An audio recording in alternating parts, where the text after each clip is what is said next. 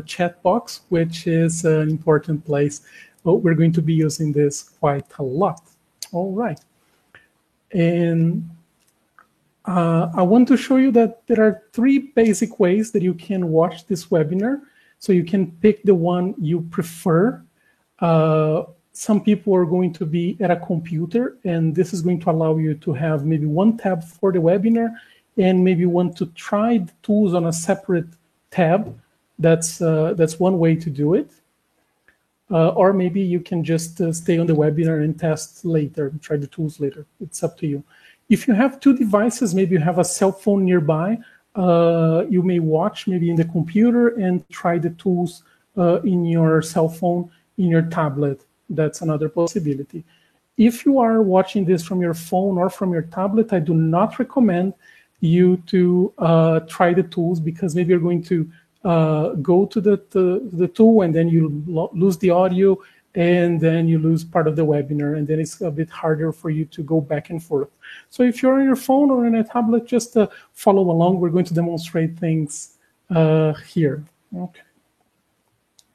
And I'm going to continue here. So as I mentioned, we have these 2 courses for free at the moment at Faculdade de Cultura Inglesa. The link is at the top. So, at the end, you're going to get the whole presentation. So you're going to have access to this as well.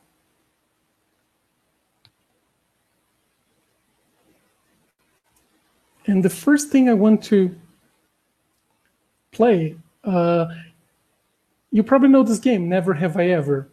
So just say yes to indicate that you know the game, please. No, William just don't know. Okay, I guess so. All right, there are some no's. So it's a good thing that we have the explanation here on the screen. Never Have I Ever is a party game in which you say, as it's written here, you mention something that you have never done. And then the other people, if anybody has done that, they have they lose point, or they drink, or they have to tell the story. And that's how it goes. And because of the quarantine, I think we need to play this a little bit differently. And then we're going to play this using the chat box there. The game is actually Never Had I Ever. So before the quarantine, I had never stayed at home for 10 consecutive days straight. That's a lot. Can you all share a quick story on the chat? And let's see who has the strangest story here.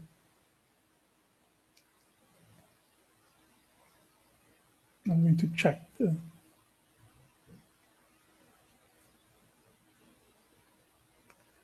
I had never worked 24/7. Okay. Designed the course. Forgotten the smell from inside my car. A different one. Dive into the ocean. Cooked so much. Was that a good thing or a bad thing? Played in a classroom. Chatted with my students online. Roller skating. Did you roller skate at home, Giovanna? Okay. And Larissa says one that is, I'm going to share this with you. Before this quarantine period, I had never tried online tools to teach from distance classes. And I imagine that this is something that is real for many of you. This is many of us, actually. This might be the first time that you're teaching from home. Watch so much TV, answer so many mails, wear a mask on the streets. Okay, okay. Cool. So this is just one example of activity that you can do with your students online. So maybe you get the students to write, and then they have to decide which one they found the funniest, the weirdest, the most satisfactory, the one they enjoyed the most, the one they disliked the most, or something like this. Okay. Thank you for your input, guys. And so the topic today is gamification. And this is what gamification is. So much of the theory comes from Karl Kapp and Sharon Boller's book. It's called Play to Learn. And the definition of gamification, the adaptation that I put here, the simplification that I put here, is a cautious integration of game characteristics, aesthetics, mechanics into non-game contexts to provide behavioral change. And I even highlighted the most important words here for you. So there are some characteristics. There is like, do you win? Sometimes you roll the dice. Sometimes you don't roll the dice. Sometimes you get some cards. Sometimes you have a board. Sometimes you get points. Sometimes you don't. So there are some characteristics that are difficult to identify exactly what they are. But when we look at them, we understand that they are a game. Right?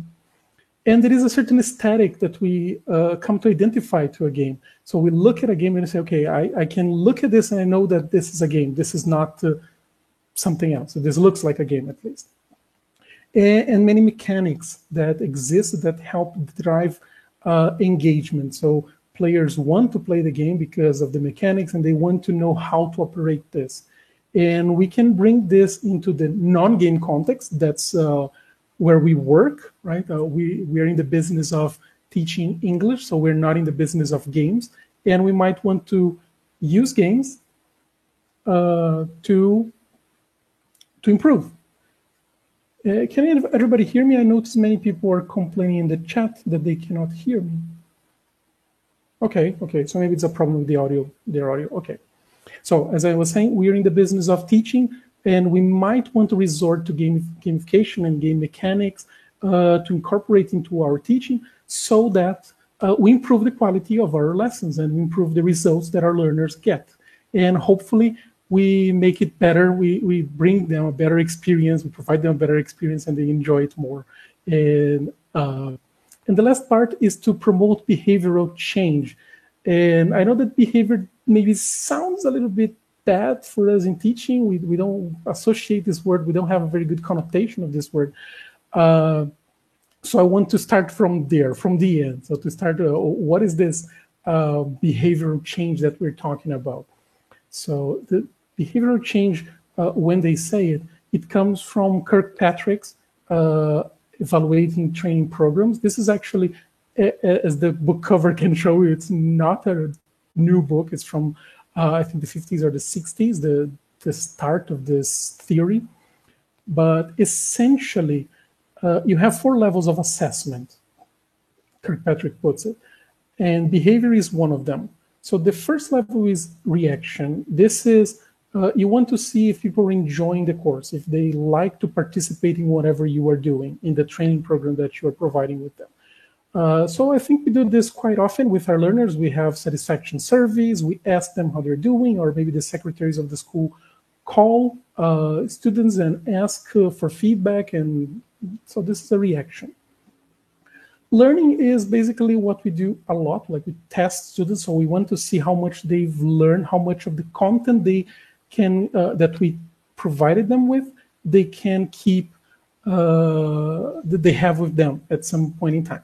So that's part of what we do.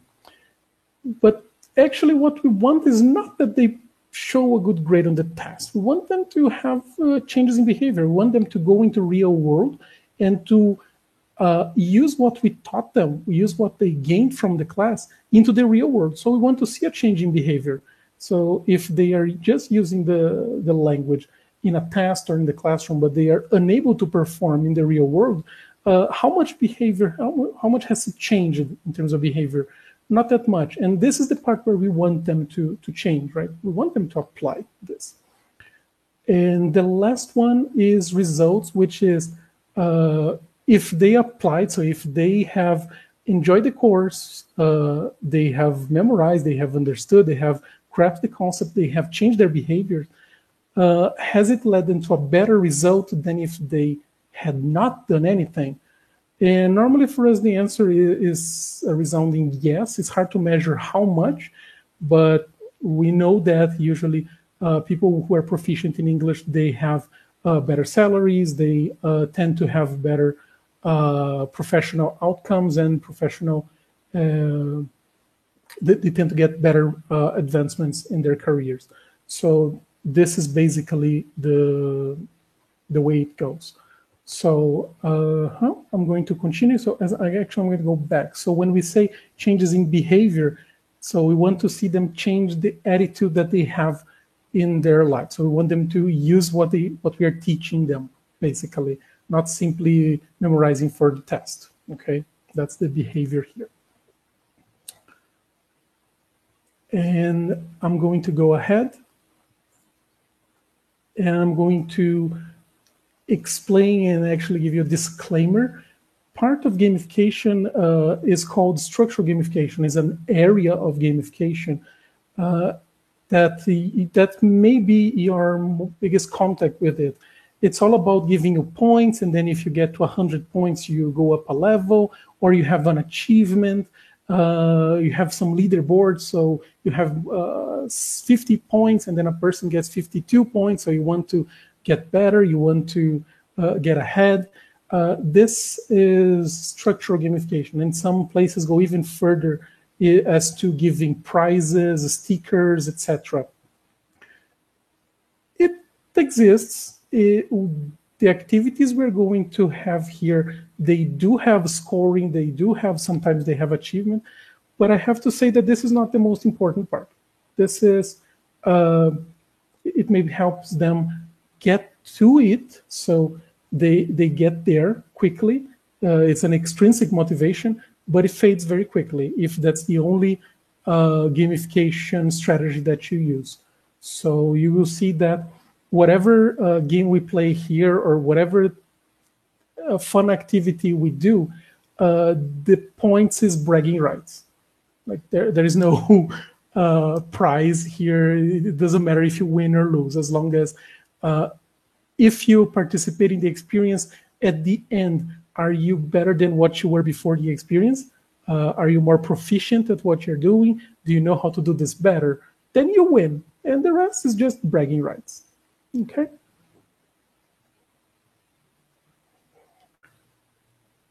And I'm going to mention quickly some of the characteristics, aesthetics, and mechanics.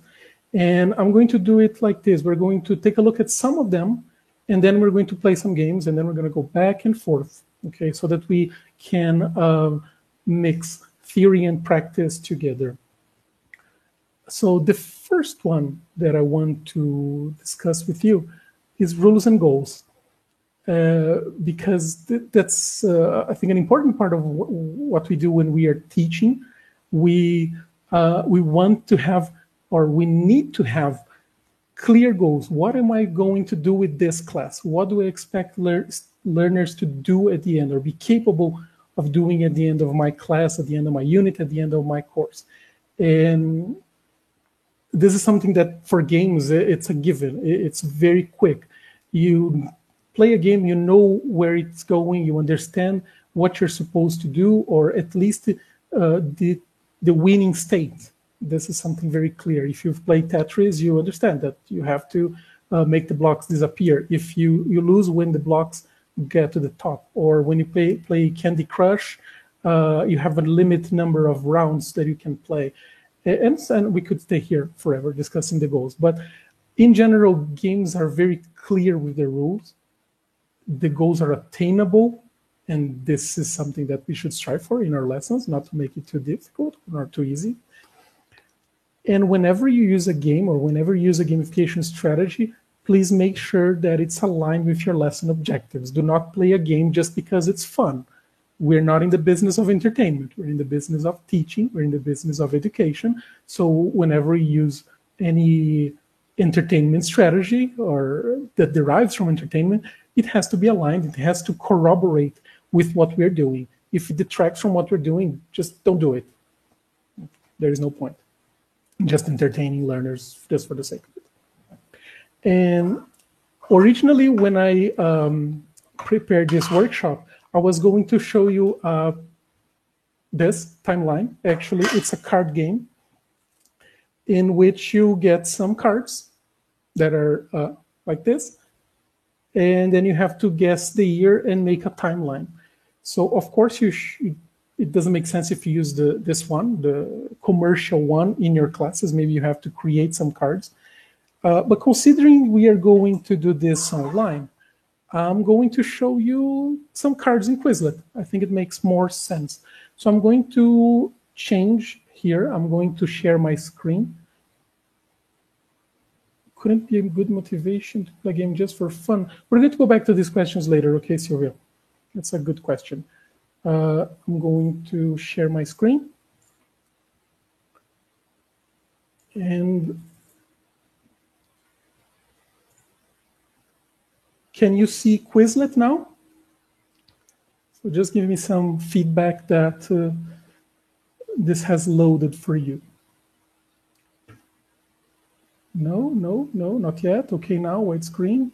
Yep. Okay, the no's have converted into yes. Good. So I think it has loaded. All right. So this is a good tip as well, guys. In online, what you are seeing maybe does not reflect what everybody is seeing. So from time to time, do these sanity checks with your learners. So just ask, can you see my screen? And wait a little bit for them to get there before you move on, because maybe in some connections this is going to take longer. For some people, it's going to be shorter.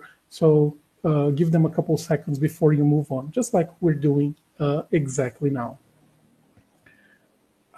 For those of you who have never heard of Quizlet, this is essentially a flashcard creator. You come here, you can create your terms. I'm going to open one that is already created here. I need to close this. And you create your term and the definition, which can be the definition itself or an image, and in some cases the translation. I wouldn't go for that, but it allows you to do this. And you can do a number of things with these cards. So you can just use them as cards like we're going to do now. So wake up, and then I click, and then I see sort of the back of the card. So you can just go back and forth, and then you can get to the next card, do the same. That's a way to do it, right? It's a possibility, but doing this would be a little bit boring. So Quizlet offers a number of ways for you to play with your cards. And I would say that the easiest one for you to apply to your practice would be Match. When you click on Match, Quizlet decides on some of the words to show the person, and they can play here. So I'm going to send you this link so that you can try this as well. Just give me a couple seconds.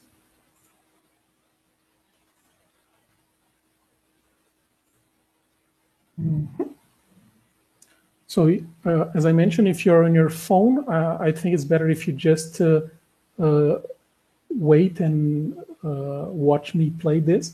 But if you're at a computer or if you have two devices, click on the link that I just sent, and then you can play this game. So I'm going to give you a couple seconds to do this. And I'm just going to demonstrate the same here for the people who are on their phones, okay?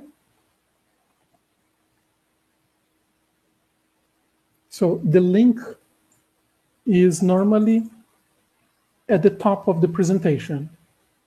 Then you have the click here. I'm going to put the link on the chat box as well. Just a second.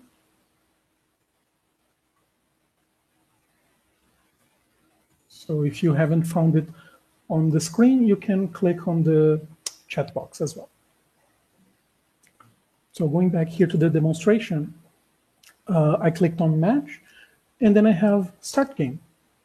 When I start, there is a counter and some of the words that were on my list. And then I can just drag.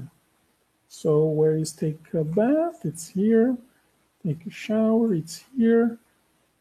Wake up, it's here.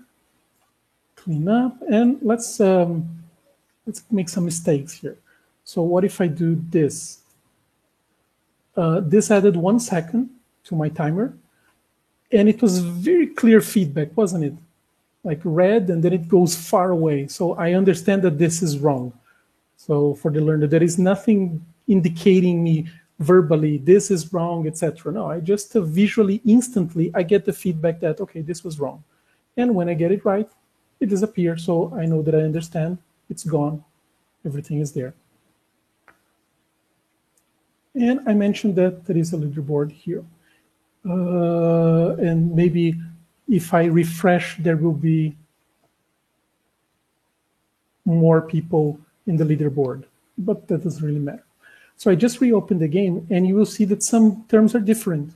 So this is a new term that wasn't on the screen. Actually, most of them, or all of them, were not on the screen. Because the list is impossible to show all of the items at once, so Quizlet decides on a number of terms to show you, and it cycles through them very intelligently. So there is an artificial intelligence behind it that is monitoring where people are making mistakes on this list, where people are getting it right, to show more frequently the items that are more difficult, that people make more mistakes, and show less frequently the items that people usually get right. Okay. And this is our list. So we're not going to take a look at all of the items, but you should test some of them. We're going to play live in a couple minutes. So I hope you enjoy this. And if we want, we can take a look at the scores. You see, it's there. For some people, this is really engaging. So Sylvia seems to be a very competitive person, did it in under 11 seconds, congratulations. But it doesn't really matter. This may not work for everybody. I don't really care, for example, for this. This wouldn't motivate me as much as really just going, doing, and getting my score better rather than compare with other people's scores. So let's go back.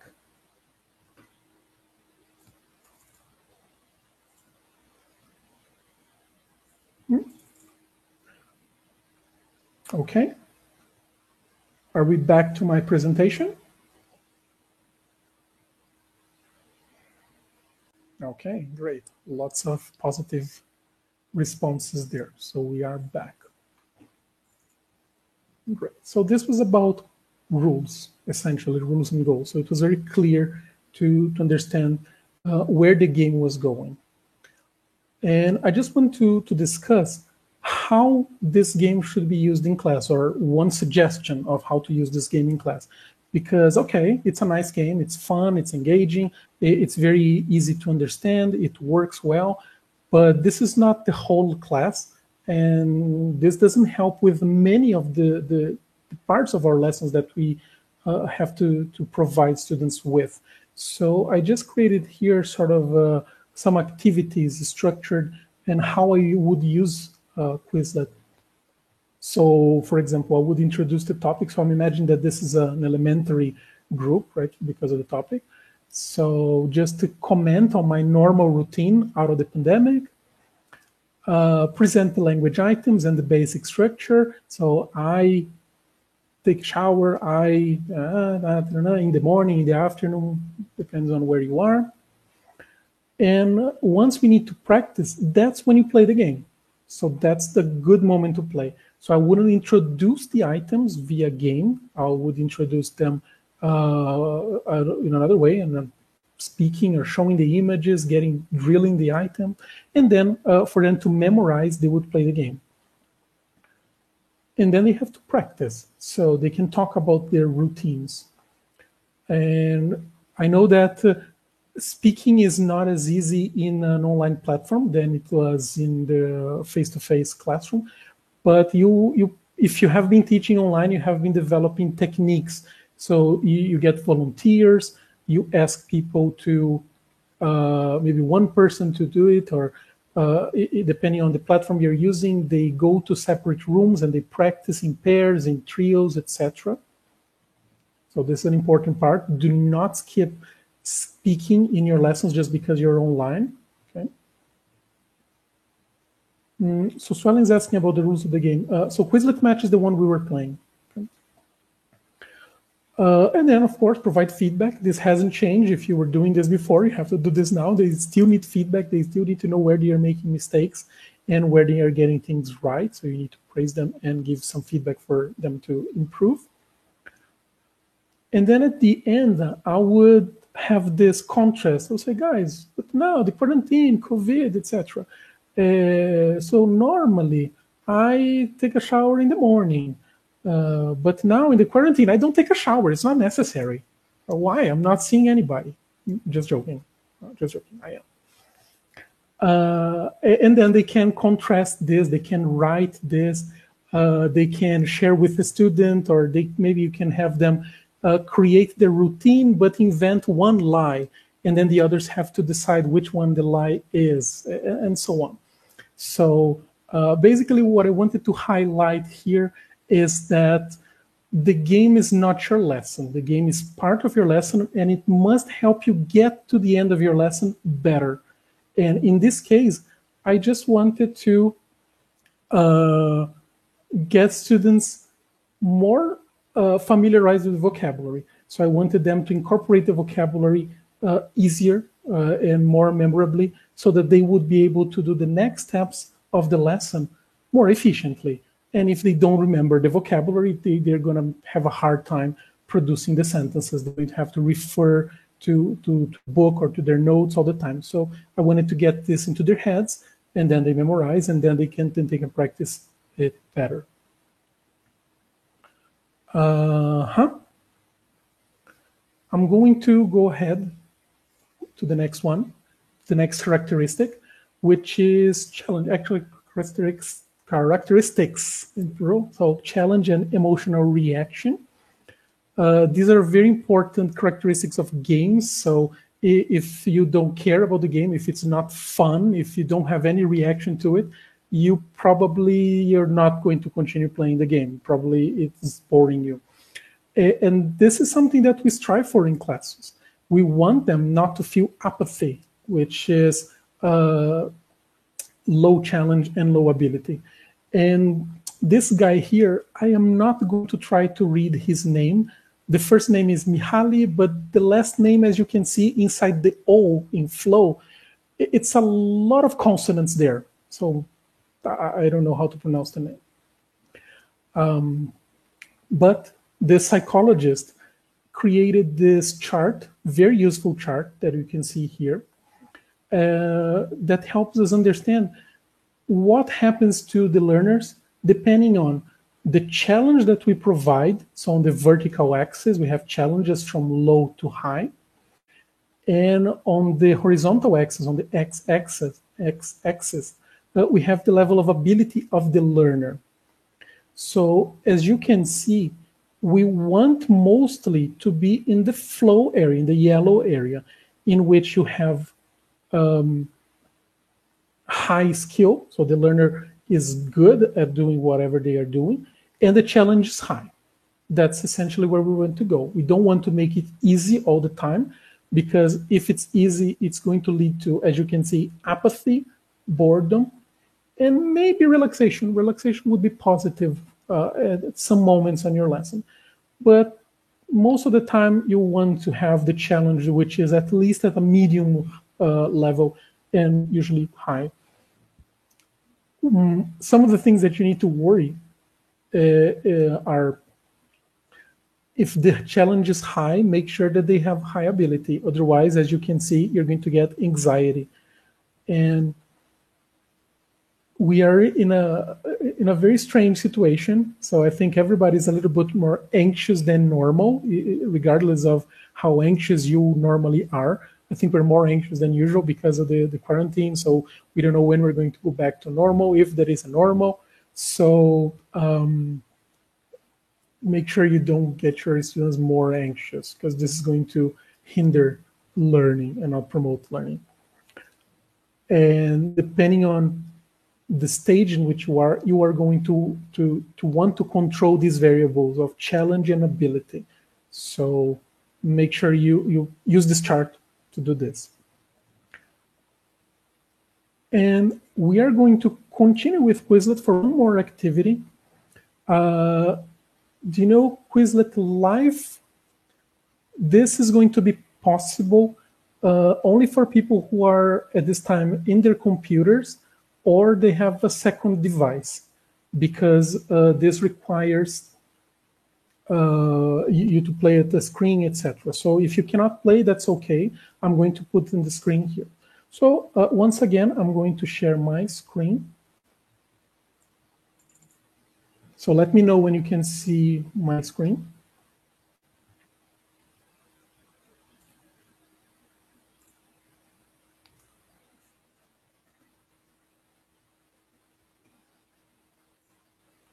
Okay, good. So now we're going to play with a different set of words because daily routines, you're teachers, come on, too easy. So we're going to play with gaming vocabulary. So let's see how you can fare, in this. Quizlet Live is a great game for you to play during the pandemic because it puts your students into teams. Of course, considering we are 200 participants in this chat, plus the people who are watching the stream, we're not going to be able to select the teams and put you together. But in your classrooms, I would say that students can play with their teams and then they discuss with their teams. So I am updating the links here. So if you can play,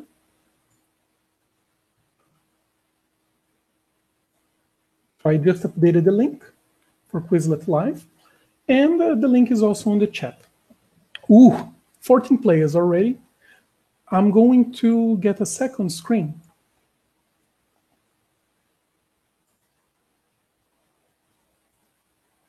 To play as a student. So if you are unable to, student. If you cannot play the game, this side of the screen, the right side of the screen, is where you can see a student participating, an actual student participating. And if this student is participating on your team, well, good luck. So we have 66 players. That's amazing. Let's wait just a little bit for more people. Ooh, this is really cool. I'm going to give you the rules while you are joining. You are going to be grouped in teams, and everybody from your team is going to get the same question. But only one student, only one participant of your team, only one team member is going to get the correct answer. So you're going to have 4 or 5 answers on your screen, and maybe all of them are wrong for that question. Wait for someone to get the correct answer. If anybody makes a mistake, if anybody from your team makes a mistake, you go back to 0 points. The game finishes when the first team gets to 12 points. Okay.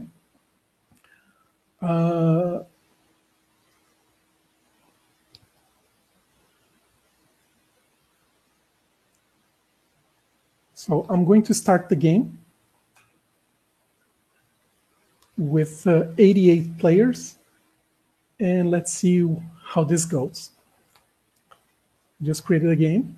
So you see that this student here is participating with the cheetahs. So normally the teams are named after animals. You can shuffle the teams if you need to, or if you, then students can decide on their groups, and then they can go to different rooms, or they can have their WhatsApp or some way that they can communicate.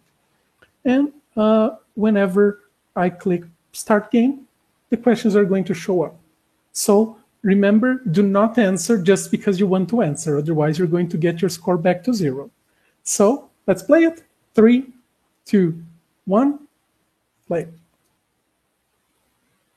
Priscilla was disconnected. Start the game. You can watch, Priscilla. I'm sorry.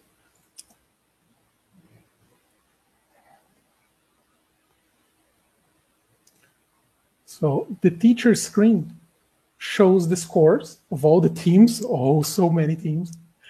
And the student screen shows the question. So players have to pretend to have a certain profession or personal characteristic. Is this a party game? Is this a simulation game or luck-based game? So I'm going to go ahead. Oh, somebody answered incorrectly. Good. As you can see, Quizlet gives you immediate feedback on the mistake, and we go back to 0. I would say I don't think I have the correct answer. So I'm just going to wait for someone to answer.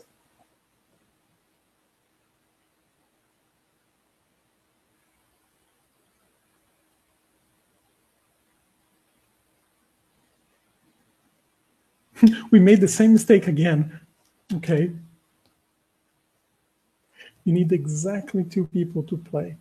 Probably it's a 2-player game. So I don't have the answer here. Let's see if someone has it.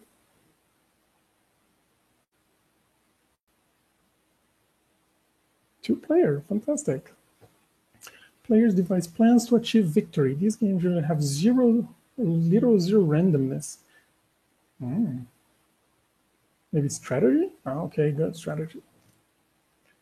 To pretend. I think we learned by now that this is simulation. Let's go, team. Please do not make a mistake this time.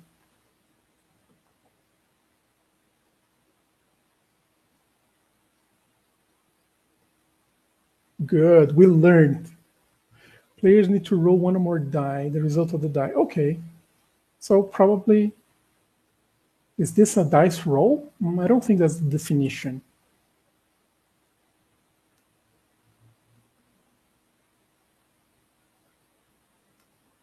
Negotiation, oh no. Oh, it was dice roll. Oh, I'm sorry, guys. I made a mistake. Players depend heavily on dice rolls or other luck mechanism.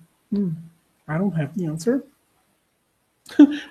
We're all doing very badly in this game. Go Peacocks.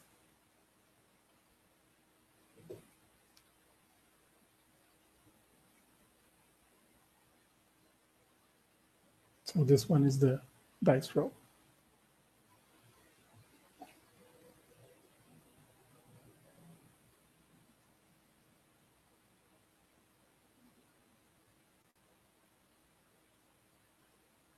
Reindeers are doing well.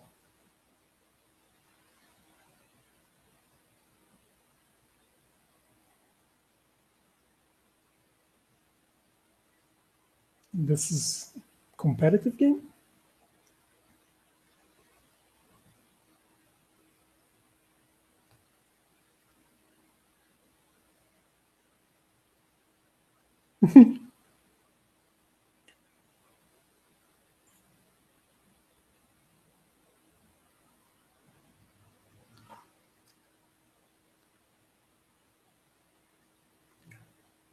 So I'm going to answer a question here.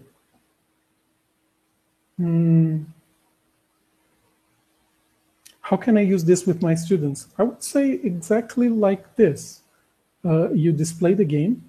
The only thing that you have to do is to guarantee that people can play together. They can communicate with each other, which is not happening here, and that's why the scores are going up and down all the time. Players all take action at the same time.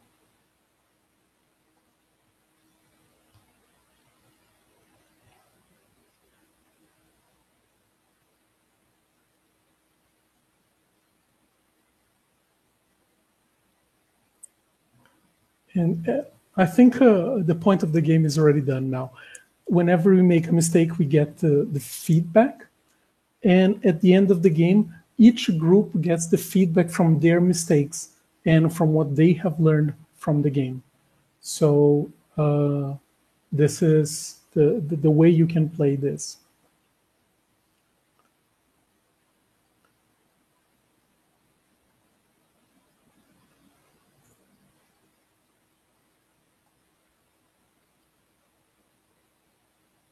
Probably a team game.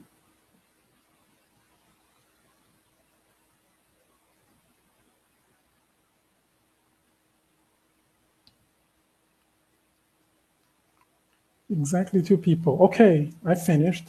So my 3 questions are here. So now it's up to the others.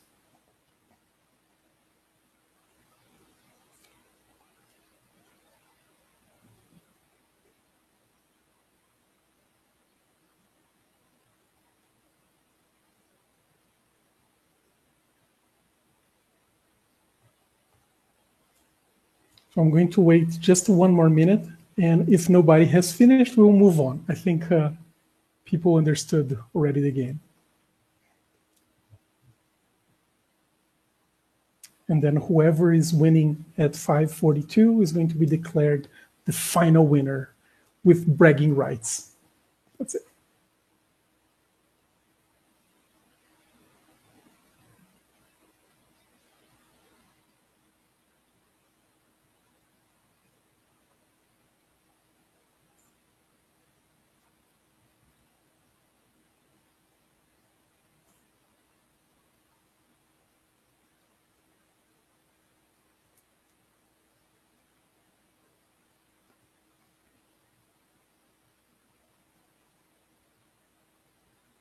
Okay, so that's the end of the game. So I would say the koalas are the winners. Congratulations, koalas. You win Quizlet Live.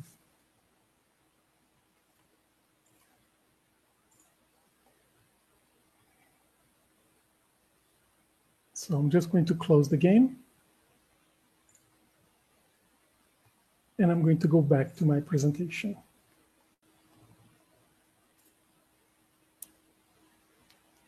Okay. Have you returned to my presentation, guys?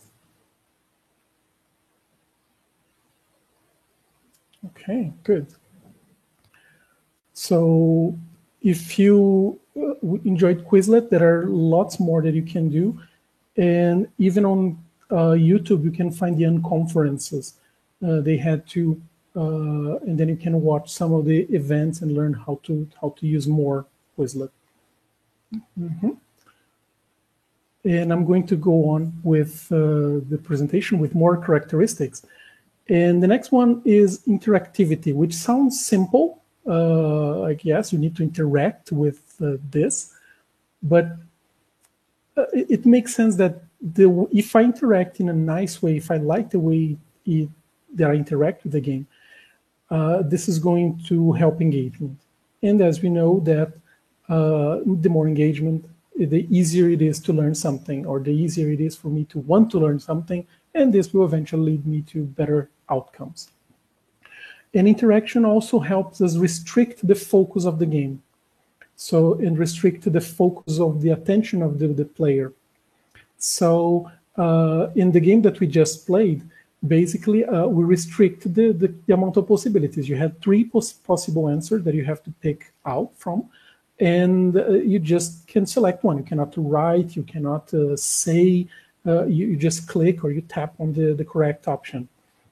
So this is part of the interactivity. And I'm going to show you one software, one service called WordWall that you can create lots of small games and use with your learners. And then you see that the restrictions that you create there, the content you create there, it helps you. You don't need to worry about the design of the game or anything. You just worry about the content and it will generate the design for you. So as before, let me get the links and share with you. There is a question about recording, etc. Yes, you get the recording of the webinar, I think, tomorrow.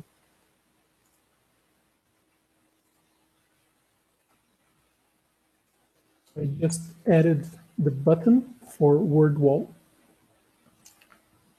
And I'm going to share my screen again.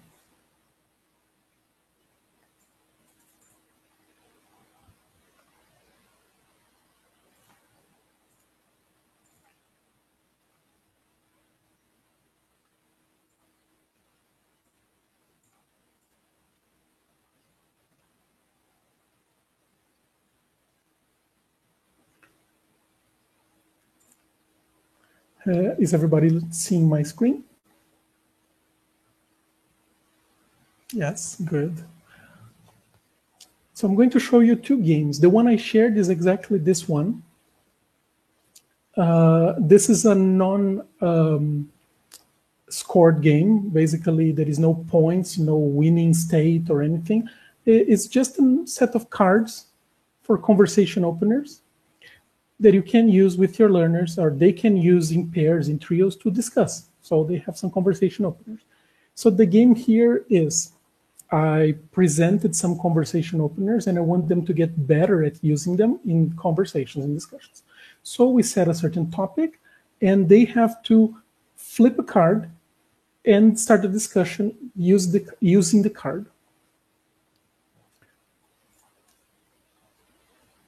So if there's one thing I like about staying at home is the fact that I don't have to take the bus. This is something that I really don't enjoy. So that's a positive aspect of having to stay at home. So I use this expression. So now is the next student. So we flip a card, and then the next one continues. And I can sleep and watch TV. Okay. And I'm going to add one more link. This one I'm not going to give you guys. I'm just going to demonstrate, okay? This was useful for face-to-face. This was a random wheel. It was useful for face-to-face lessons, but I think nowadays with the online environment, I think it's even more useful. So asking for volunteers is really difficult. I don't think it's only with me that when I ask, do we have a volunteer? Nobody raises their hand. So I hope that's not only with me. It's a normal case in the whole planet. So instead, I have my volunteer spinning wheel for my groups. And then I just spin the wheel, and whoever is picked is the volunteer. So this was a list of names here. So it could be a group. So Nadia would be the volunteer here. And then for the next activity, I can eliminate Nadia from the list because she's already participated. And then I spin again, and then we have a different volunteer. So that's how you use it. So now Stefano would be the volunteer. And maybe no, Stefano doesn't want to participate, or Stefano is not even here. I can just resume, and Stefano continues there. So I can spin again, and he can be picked again later on. And now, so Viviane would be the next one, and so on and so forth. When you create an activity, let me show you how this is done. You have a lot of templates, that's what they call. So some of them are very famous, like Hangman, Quiz, a random wheel, that's the one I was using. The cards is here, you can label a diagram. So you have a number of options. And whenever you start, so let's get the random wheel, the one I just used.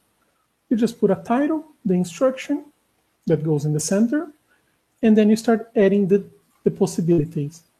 So I can just put item 1, item 2, item 3. This is the title, and this is the description. Done. And it creates the spinning wheel for you very easily. This is a freemium. There is a question about being free. It's a freemium software. So you can create, I think you can have up to 5 in a single account in the free version. And if you want to have more activities saved, you need to pay a monthly fee. Okay, so you have to take this into consideration. And let's go back. I have lots of things here, so that's why I need to find sometimes the buttons. Let's go back to the presentation.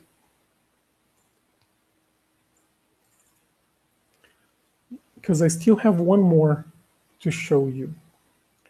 Is everybody back to my presentation? Yes, yes, yes, great. So the last one that we're going to talk about in this webinar, it's not an exhaustive list. There are lots more to learn about gamification, but considering the time constraints, this is the one we are going to go for. It's feedback and quantifiable results. That's the set of characteristics. It's quite easy to explain why feedback is important, right? That's what helps us learn. That's what helps us understand where we're making a mistake, and then we know where we can have an area of improvement. And games do this very well. Normally, when you make a mistake, you immediately know where you made the mistake or the area that you need to improve to get ahead in the game. And I think sometimes we make the mistake of not making this so clear or so easily available for our learners. And this is a very common cause for desperation. So they don't know where they are going or why they perform it badly or what can they do to get better.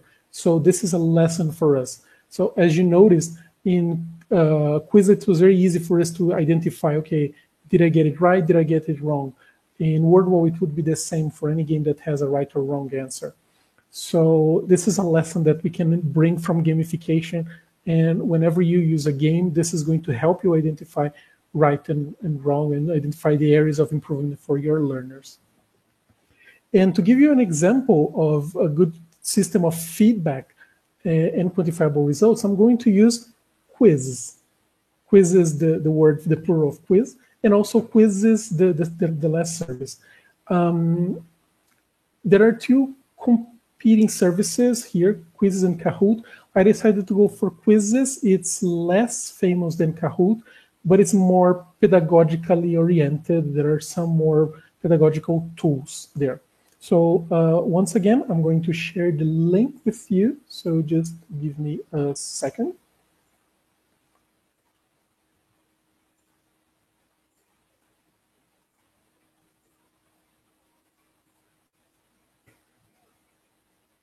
Okay. And once again, I'm going to share my screen.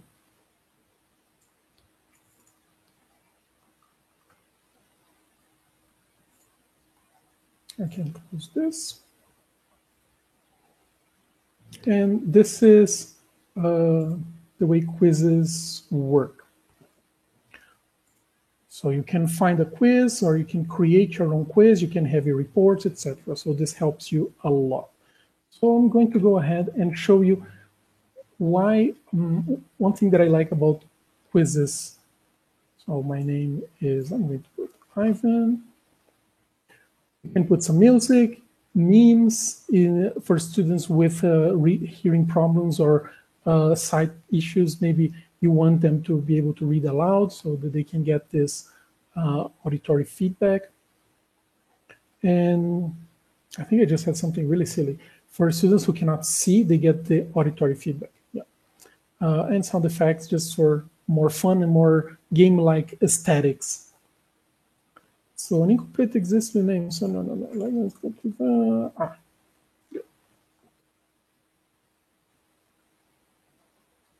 So as you can see, there is an element of community. I know that there are many other people playing, so this helps with engagement. People know that they are not alone, especially on an online environment that I don't see these people. At least knowing that they exist and they are participating in the same experience as I am is an important thing.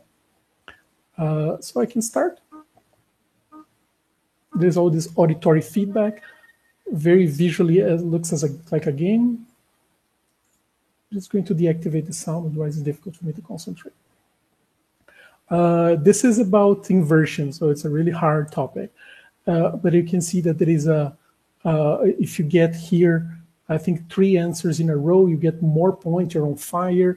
You get some coins for you to spend on bonuses, on more timer, or some things like this.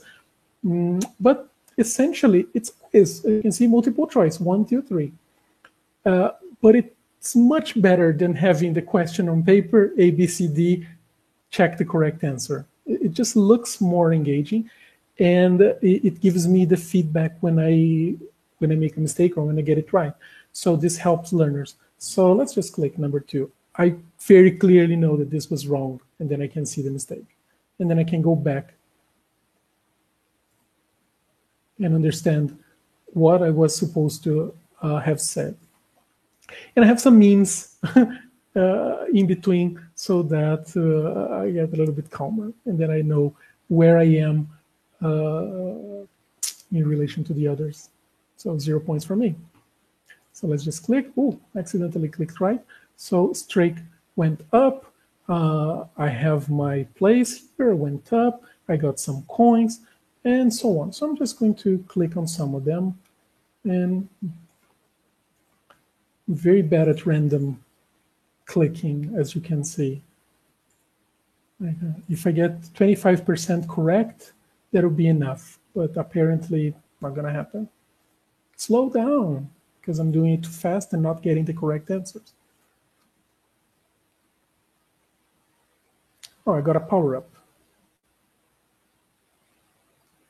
So give me a second chance after an incorrect answer. That's cool. Got it. Oh, man.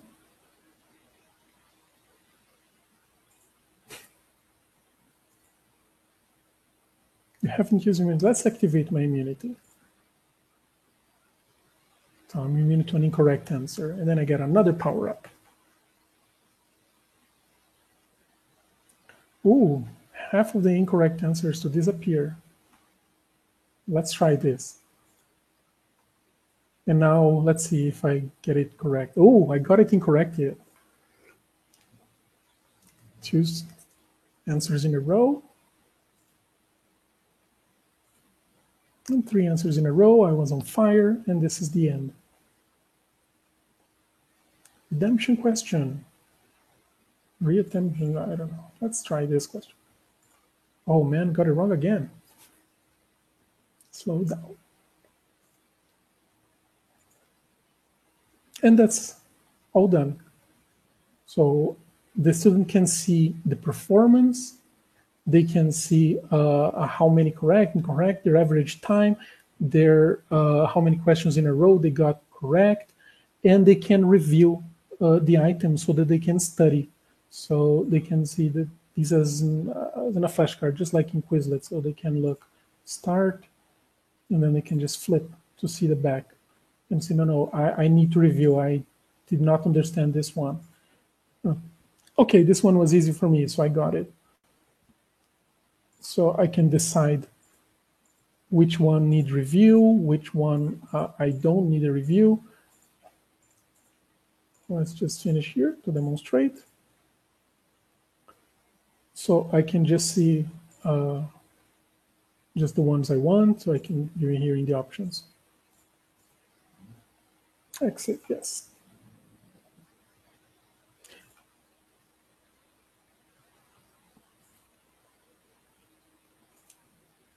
And for you as the teacher, you can find this in the reports.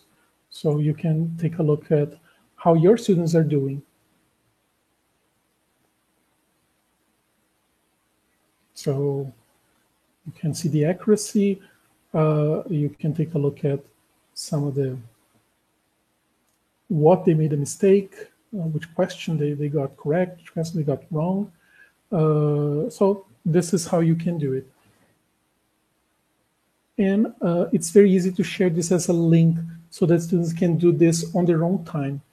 And I've seen these people comparing this with Kahoot and etc. And the reason I picked this one is because people can play on their own time, just like I was doing here. So I finished the game very quickly because I was just guessing, but people can still be playing, and that's okay. They don't need to play on my own time, because then it respects my speed and my pace as a student, and it also respects the connection of the learner. So some connections are going to be heavier, are going to take longer than some others. So I think for the online environment, I recommend you use Quizzes rather than Kahoot. Okay. All right. So I'm going to go back to my presentation.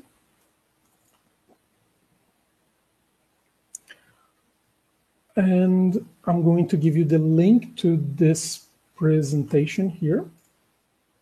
So you can go to this link, gg.gg/GisalGamification. I'm going to type here.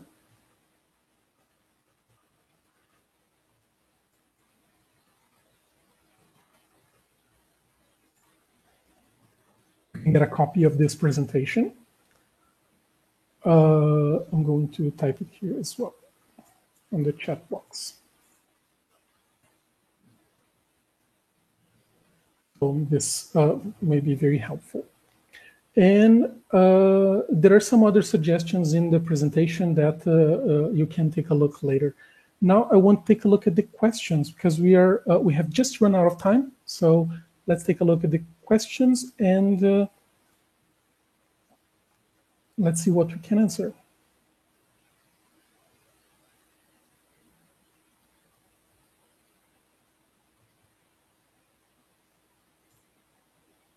So I'm taking a look at the question. Whenever you send a question with a question mark, it shows up here for me. So I'm taking a look at the questions here. So one of the questions is,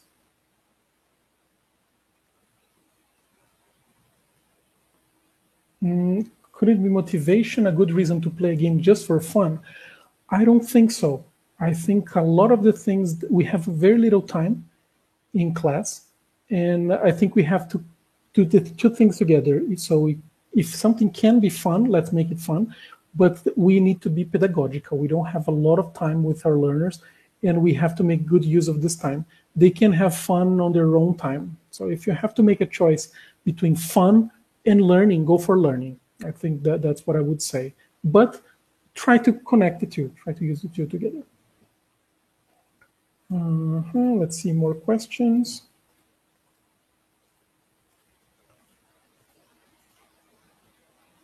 There's a question, how do we create the games? So all of this, I'm not sure which tool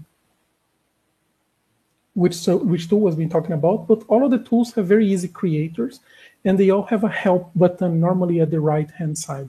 So if you need to learn how to operate a certain tool, just go there or just put on YouTube how to create a list on Quizlet, how to create a quiz on quizzes, and you will find very easy to follow tutorials.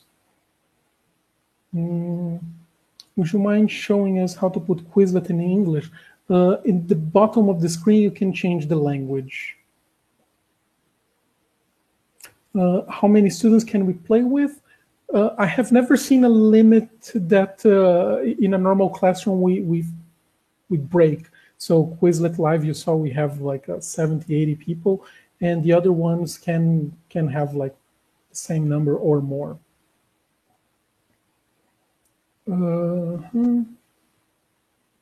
So do we recommend Quizlet Match as a homework or offline? Both. I think as long as you presented the item first, it's a good way to practice either in class or as homework activity. I'm going to go to this one. What should we do if this happens in class? And I'm going to assume that if is this means the fact that the Quizlet Live never ended. And I think we close the game and say, okay, guys, this was too difficult.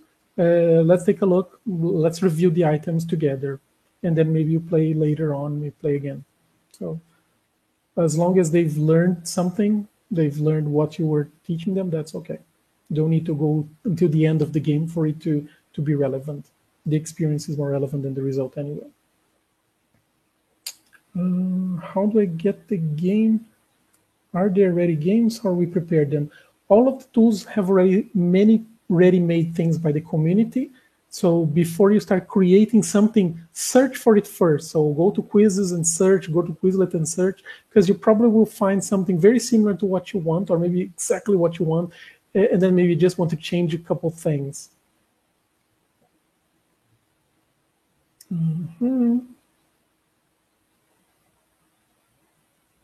Do students need to register?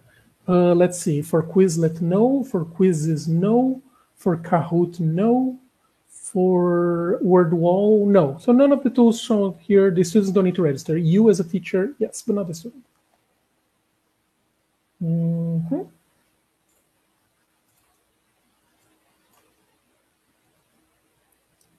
Can I use with Microsoft Teams? The student need to download first.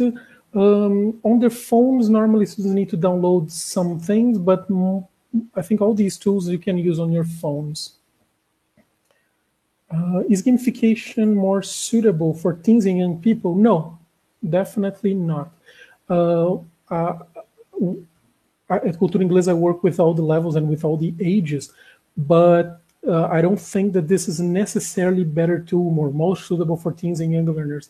Adults do appreciate games as well, as long as it's relevant for their courses. And the last question here, we're already run out of time for 6 minutes. Is there a bank of ready-made activities for Kahoot quizzes? Yes, just search, and then you can find a lot of things created by the community. And the ELT community is pretty, how can I say? We create a lot of things. You normally search for stuff, and then you find sometimes even the book reference or the level or things like this. Okay. So I think these were most of the questions. If you have any other questions, you can send me an email if something specific that you want, ivan.takaki@culturainglesasp.com.br. You can find me on LinkedIn /in/Ivan Ajimura. And thank you for participating in this webinar. And I really enjoyed it. So we had a lot of fun. We played a little. I hope you learned some of the tools. I hope you are able to incorporate this into your practice.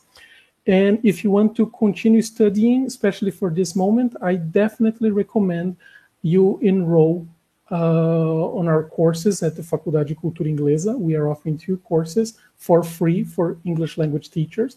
One is gamification, so you will see that what we did here is sort of a beginning, a stepping stone for this course. You are going to have more things there. And the teaching online is a very relevant course at this point, so you might want to brush up on your techniques, on your platforms, which services are you going to use. So make sure to look there. Okay, so thank you and see you around. Bye-bye.